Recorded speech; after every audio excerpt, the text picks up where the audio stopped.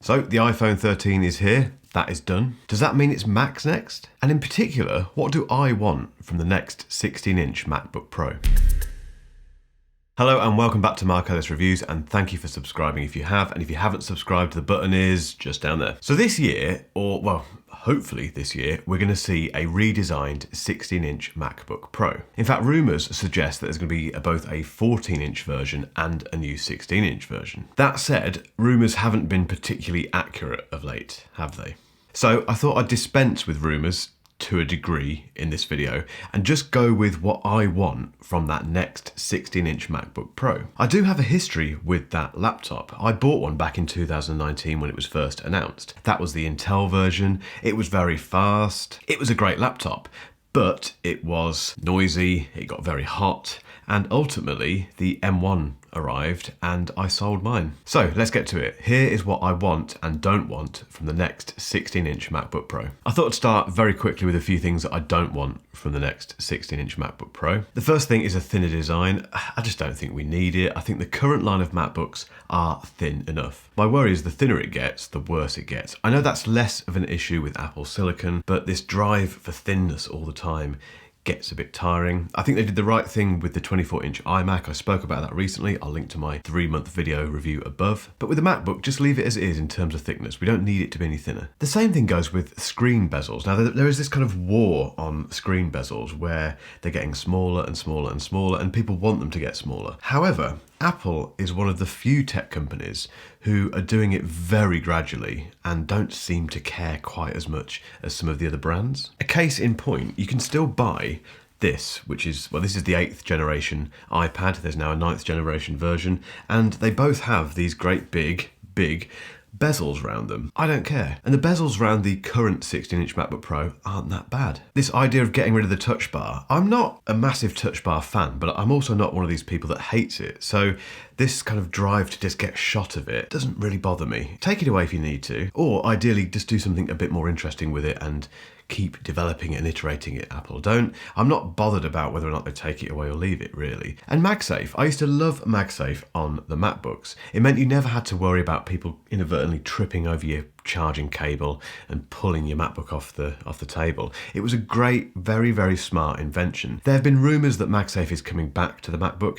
I've thought about this quite a lot, probably too much. I can't think how they can combine MagSafe and USB-C, unless the charger isn't going to be MagSafe. It might, a little bit like the Surface Pro. So on the Windows Surface Pro, bear with me, you can charge it via USB-C, but you can also charge it via this kind of proprietary charging port. That's the only other thing I think Apple could do, is bring back MagSafe pretty much as it was, but still enable you to charge via USB-C. Now, the other thing I really don't want from my new 16-inch MacBook Pro whenever it arrives is viruses. And today's video is very kindly sponsored by the guys at Trend Micro, and they have a great antivirus product called Antivirus One. And it has all of the antivirus features you would expect. It blocks viruses, malware, spyware, all the horrible stuff that can end up on your Mac. You can also browse with confidence by automatically detecting potential phishing websites, aggressive ads, those annoying pop-ups that get in the way and potentially can be malicious sometimes. Antivirus One deals with all of that as well. It even removes personal information that you might have and you may not realize you have stored in your web browser. One of the best things though, because it is backed up by Trend Micro, they're a big company,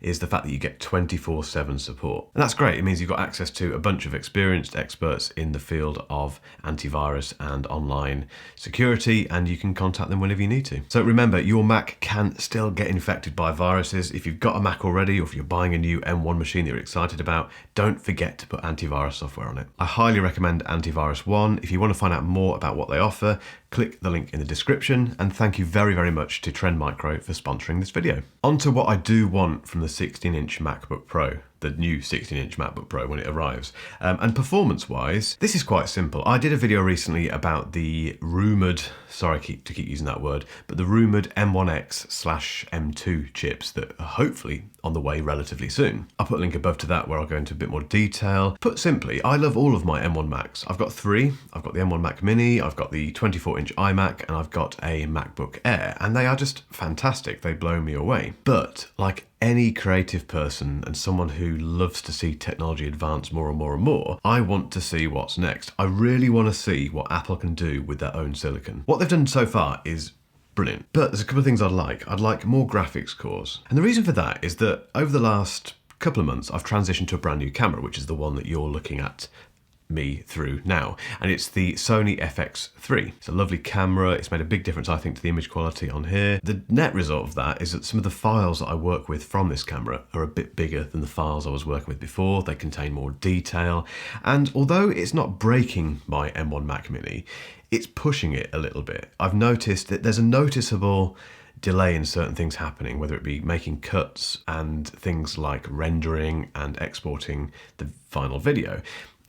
I feel, and you may know that I've kind of experienced this yourself, that I just feel like I'm pushing it a little bit more than I was before. And because most of my work revolves around imagery, then the obvious thing in my tiny mind is that I need more graphics cores. And I probably need more RAM as well. So 16 gig on the M1 is very different to 16 gig on an Intel Mac, and that means you can get more out of it basically. Even the 8 gig versions of these machines are very, very powerful and will do you very, very well. But again, the more heavy lifting you do, the more you work with more professional kits and files and stuff like that, the more you start to push this stuff. So I'd like to see more RAM as well. And really, the Intel 16-inch MacBook Pro was a beast by Intel standards. That's why I went for it straight away. I just loved the idea of finally getting a very high performance, fully spec'd up MacBook Pro. And it felt very quick. As soon as I got it and started using it, it felt fantastic. And that's quite exciting for the next one, particularly because it's going to be Apple silicon based. So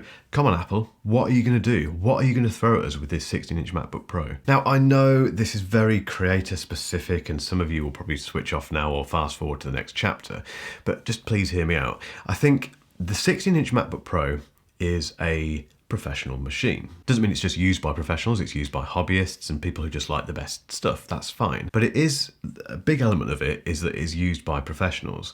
And a lot of those professionals will be either photographers potentially or videographers and maybe music producers. Now all three of those, with possibly the exception to a degree of the music producers, will use SD cards. I get through so many SD cards each week, you wouldn't believe. I'm always plugging them in to that Mac Mini, although I'm not plugging them directly into the Mac Mini because it hasn't got an SD card slot. I have to plug it into a hub that I have sat on top of it. Fine, no problem at all, but it's something else I had to buy. I'm the sort of person who likes things to be minimalist and just all integrated. There are rumours that the next 16-inch MacBook Pro and the 14-inch version, I think, will bring back the SD card slot. But a lot of people are saying this isn't going to happen because of Apple's focus on services and in particular iCloud. It's just going to give people like me, and there's a lot of people like me, I'm not the only person who wants an SD card slot on this, it's going to give us ultra convenience, which is just you take your laptop out, you take it down to your coffee shop or wherever you're working with an SD card, plug it straight into the laptop, no dongles, no messing around with that, and you're away. And one of the best things about that is that you'll get the fastest transfer speeds possible. Next thing is Face ID, and I'm sorry, I know this is a Mac video, but I'm going to reach for the Windows laptop again. This has something on it called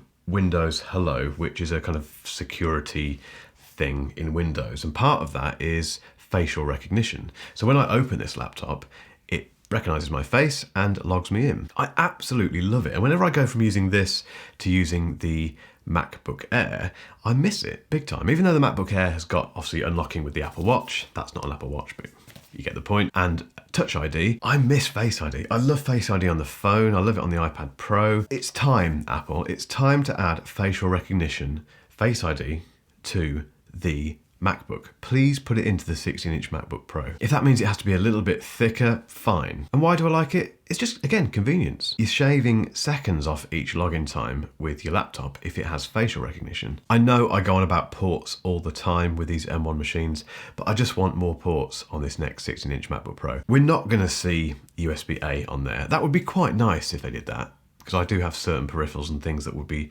quite nice just to connect directly to it, but then they're not going to do that. The HDMI thing, not bothered about that personally. I know there's a market for that, so I'm, again, selfishly talking about myself here, but just as many high-speed USB-C ports as possible. For whatever reason, we didn't get many on the M1 machines, although weirdly, you can get 4 on the 24-inch iMac. I know 2 of them are slower, I think, but I just want as many ports, as many USB-C ports on this new 16-inch MacBook Pro as possible. 4 on the 16-inch Intel version was just fantastic. I loved having that. And I promise, as an added bonus for all of this, I will stop talking about ports if the 16-inch MacBook Pro has 4 USB-C ports. I promise. So that's it. That's what I want. Some of it, okay, is based on rumours. I know that. But these are things that, even without the rumours, I'd want. But what about you? What do you want from the next 16-inch MacBook Pro? What have I missed? I can guarantee there's several things I haven't mentioned that you desperately want. Let us know in the comments. If you've still got some time left, remember to keep watching for a link to the video that I did on the M2/M1X chips that might be on the way. I go into a bit more detail about